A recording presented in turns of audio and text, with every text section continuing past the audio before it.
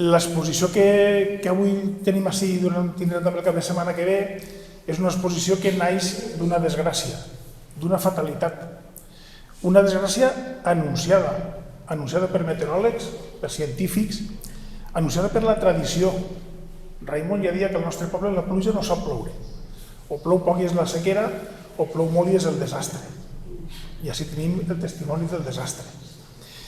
No només això, el País Valencià sempre ha sigut una terra en la que les pluges de l'octubre eren conegudes.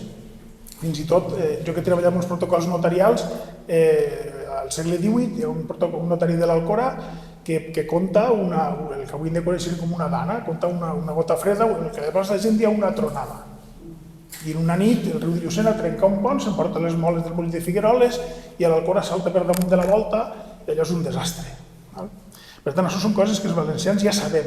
Aquestes desgràcies sempre comporten pèrdues materials, i a això també estem acostumats, a les pèrdues materials. Les pèrdues materials moltes vegades són inevitables, són conseqüència d'infraestructures mal planificades, obsoletes, i simplement fruit de la fatalitat, i això és inevitable. Aquesta desgràcia ens va tornar a fer veure que som fràgils. Som fràgils com a persones. De vegades, sobretot la gent jove, es pensa que són invencibles, immortals. No ho són. No ho són. La fragilitat estructural de les estructures que tenim, de les infraestructures, de la natura, tot és molt fràgil, més del que ens pareix. Tot ens pareix que és inamovible, però no. Tot pot ser modificat. I va posar de manifest que som molt fràgils emocionalment. Emocionalment som fràgils. I jo crec que jo, a més, li ho dia a David i li ho dia a Mariló, gràcies per vindre, quan estava penjant l'exposició i avui de matí quan estava fent els últims detalls i m'he posat el vídeo, estava sol, amb la porta tancada, i jo m'ha tingut un punt que estava a punt de posar-me a plorar. Perquè estava sol i estaves pensant, i en any i mig han passat moltes coses, n'hem vist de tots colors, i al final dius, com és possible que en aquest temps això que ens ha colpit tant faça que fins i tot, no oblidat, però sí aparcat certes coses que jo avui de matí tornava a repensar. Per tant, som emocionalment fràgils. I després, alguna cosa que li contava a David, les fotografies, això David ho explicarà que si tenim exposició i mitja, la de la dana i part d'una altra, això ho expliques tu? Sí. Però, clar, quan he penjat les fotografies, dins d'una de les caixes hi havia un roll de cinta de carrosser. I jo m'he donat compte que les fotografies per darrere, tots els marcs estaven enganxats de cinta de carrosser. I allò era, per un moment, damunt d'aquesta taula treballant, m'he sentit com una persona que està curant ferides. Curant ferides, amb la cinta de carrosser, preparant fotografies, tractant-les amb molta cura perquè no es trencaren més del que estan i per poder-les penjar i que tinguin l'aparença que tenen. Per això les veu desequilibrades, estan plenes de fang, era molt difícil de vegades equilibrar perquè estiguin completament rectes, però crec que això també és una mostra d'aquesta fragilitat i d'aquesta fatalitat que van patir. Aquesta desgràcia, aquesta fatalitat va generar dos moviments, al meu entendre, dos moviments oposats. Per un costat, un moviment de responsabilitat que es va manifestar en la solidaritat de les persones.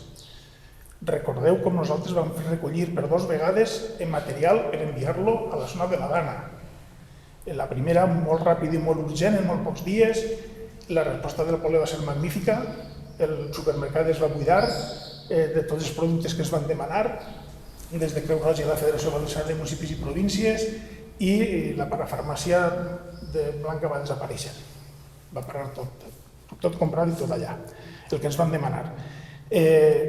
Solidaritat des d'aquest punt de vista i des del voluntariat de les persones. Quan he penjat l'exposició, David em va donar 2 consignes, però jo sí que he volgut que a darrere nostre estiguin les fotografies dels voluntaris, de la gent. Això és molt important. I contraposat a això, s'ha generat un moviment d'irresponsabilitat. D'irresponsabilitat perquè ara resulta que la gent que pensaven que estaven al front de les institucions perquè són els nostres responsables, resulta que no, que ningú és responsable de res. I això no pot ser. Algú ha de ser responsable d'alguna cosa.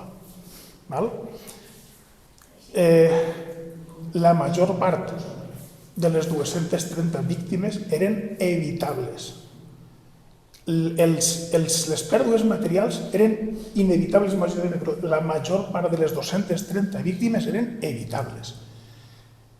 Un missatge inexplicable, amb la tecnologia que tenim al segle XXI, inexplicable, i que no es farà cas a meteoròlegs i científics que en saben, inexplicable. Sembla que tot el món vol expulsar-se les puces a damunt, i això no pot ser. Això no pot ser. Tant un moviment com l'altre també ha posat de manifest de quina pasta estem fets. I es veu que tots no estem fets de la mateixa pasta, perquè va haver una gent que es va considerar responsable i va fer el que va poder i va ajudar, i va haver una part que no, i no vull qualificar la pasta de la que estan fets, és que no van fer el que havien de fer. Ja la podeu qualificar vosaltres mateixos.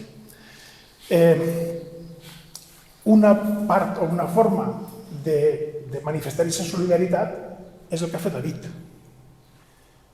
Això calia documentar-ho.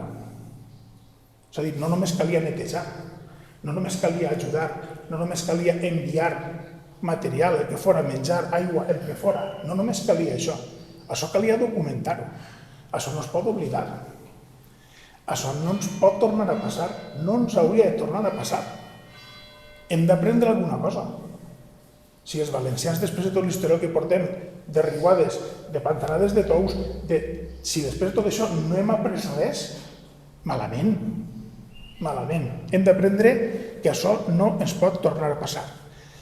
I com que qui ha de presentar l'exposició i qui ha de parlar és el seu autor, simplement dir-vos que amb David Coronado vam entrar en contacte l'any 2023, a l'estiu, el juliol o això. Va vindre a l'Ajuntament i es va presentar un projecte per a fer un llibre de fotografia sobre Sant Antoni, que és aquest llibre, i es va demanar col·laboració a l'Ajuntament, i nosaltres li vam dir que sí, vam participar de l'edició i vam fer la presentació al mes de desembre de l'any 23, amb més públic que avui, perquè els temes de Sant Antoni del Poble sempre et diren més, però clar, si Sant Antoni és el tema, no? I des d'aquell moment, doncs, ell és habitual de la festa de Sant Antoni, el que passa que no el veieu perquè va camuflat amb les càmeres, no va a cara descoberta com ara perquè va protegit, però té moltíssimes fotografies sobre Sant Antoni i sobre moltes coses. Ell encara presideix l'associació Stambruch de Memòria Històrica i ha escrit diversos llibres de narrativa, ahir en teniu un, La Calderona, i ha fet diversos llibres de fotografia documental, o no documental, si un diu documental. Un d'aixòs llibres, que també tinc un exemplar ahir, El último bosque, és un llibre sobre les sureres d'Andalusia i la gent que treballava en les sureres. Ahir damunt de la taula teniu 3 fotos de l'exposició original i després us explicarà per què només en tenim 3. Ja ho diré, això. I com jo ja he dit prou coses i qui ha de presentar l'exposició és David, que és el seu autor, doncs jo us deixo amb David Coronado.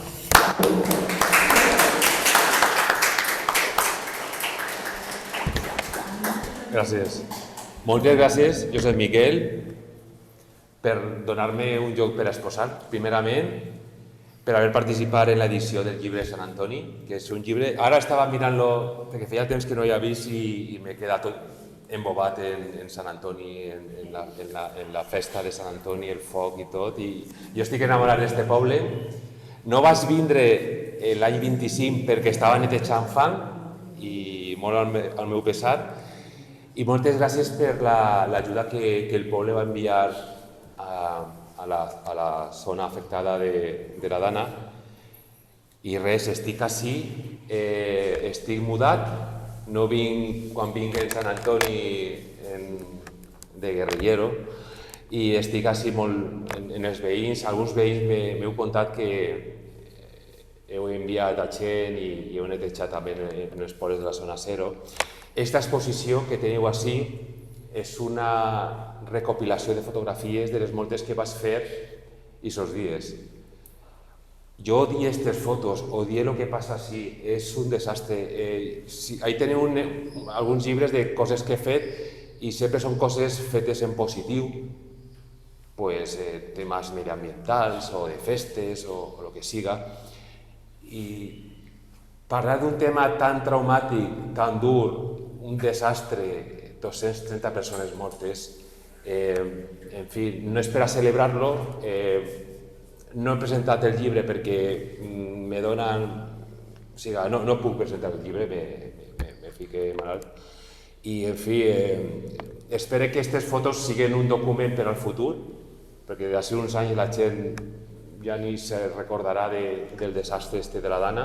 Però bé, és un document, he fet un llibre, perquè jo soc escriptor i fotògraf i una de les meves tasques és documentar les coses, les tradicions, les festes, però també la gent treballant o la quotidianitat. Ahí teniu el meu treball, les fotografies, i si volíeu ara puc fer un recorregut per a parlar d'alguns detalls de les fotografies, i si teniu alguna duda, si voleu consultar alguna cosa, estic així per a parlar del tema. Res, moltes gràcies per vindre i bé, ja pot començar l'exposició. Explicava el tema dels marcs. Ah, els marcs, sí. L'exposició i mitja. Clar, sí. Segurament heu vist que els marcs i els passepartuts estan plens de fang. Bé, resulta que justament el dia anterior vas recollir una exposició de fotodocumental que estava exposada a la Universitat de València, la vas emmagatzemar en Massanassa, al costat del barranc, en un magatzem, i per la nit se va inundar. Les fotografies se van perdre, van sobreviure 3 o 4 fotografies que estan així en la taula i la resta de fotografies se desfeien. Els marcs estaven ahí en el magatzem, plens de fang, més fang que el que tenen ara, i no sabia què fer en els marcs. Estava entre tirar-los al FEM i al final he reciclat els marcs. He ficat les fotos que he fet de la Dana en els marcs plens de fang i de fongs i de merda que tenen els marcs. En fi, moltes gràcies per vindre i així tenim l'exposició. Gràcies.